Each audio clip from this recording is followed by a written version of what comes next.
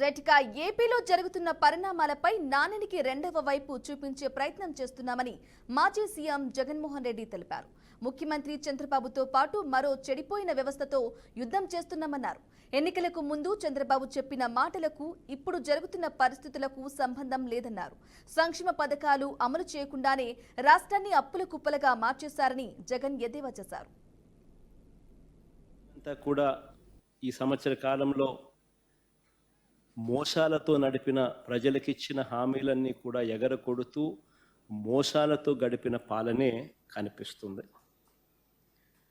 రాష్ట్రానికి సంబంధించిన ఒకసారి స్టేట్స్ ఓన్ రిసోర్సెస్ SOR ఒకసారి గమనించినట్లయితే టేబుల్ మీ అందరి ముందర కూడా టేబుల్ కూడా చూపిస్తా ఉన్నాం.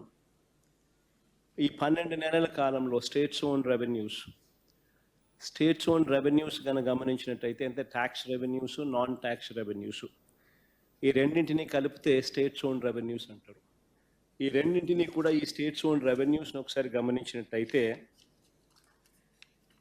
రాష్ట్ర ప్రభుత్వానికి సంబంధించి పనితీరు ఎలా ఉంది అని అంటే కేవలం 3%, 3.08% మాత్రమే గ్రోత్ రేట్ కనిపిస్తూ ఉంది.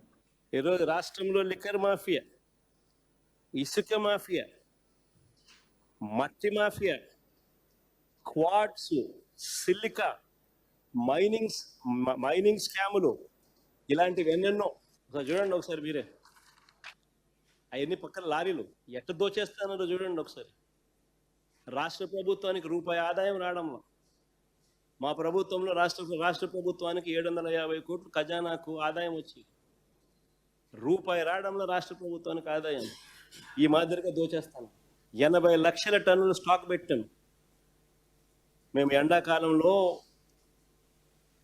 వర్షాకాలం వస్తుంది కదా అని ఎండాకాలంలో స్టాక్ చేసి నిల్వ చేసినాం. చంద్రబాబు నాయుడు ప్రభుత్వం వస్తేనే 2 నెలల్లో 80 లక్షల టన్నులు స్వీప్ చేసేసిన. ఈ స్కాములన్నింటికీ పరాకాష్ట ఏమిటనంటే అమరావతి పేరు మీద చేస్తా ఉన్న మరో దోపిడీ. తప్పు చంద్రబాబు చేసి ప్రైవేట్ షాపుల కార్టెల్తో తనకు కావలసిన డిస్టిలరీలకు మేలు జరిగే విధంగా ఈ ప్రైవేట్ షాపుల చేత తాను ఇండెంట్ ప్లేస్ చేసి తాను ఈ రకమైన 5 డిస్టిలరీలకు 69% ఆర్డర్లు ప్లేస్ చేసి ఆయన స్కామ్ చేస్తే ఎదురు ఆరోపణ ఆయన చేస్తాడు. ప్రతి బాటిల్ మీద QR కోడ్ పెట్టి అమ్మేటప్పుడు ఆ QR కోడ్ను స్కాన్ చేసి ఆ స్కాన్ చేసిన QR కోడ్ డైనమిక్గా రియల్ టైం బేసిస్లో ఆటోమేటిక్గా అప్లోడ్ అవుతుంది. దాని ఆధారంగా పారదర్శకంగా మేం చేస్తే చంద్రబాబు నాయుడు గారు అనే వ్యక్తి ఎటువంటి దుర్మార్గమైన ఆలోచనలతో దుర్మార్గమైన ఆరోపణలు చేస్తూ ఉన్నాడు అనడానికి నిదర్శనం.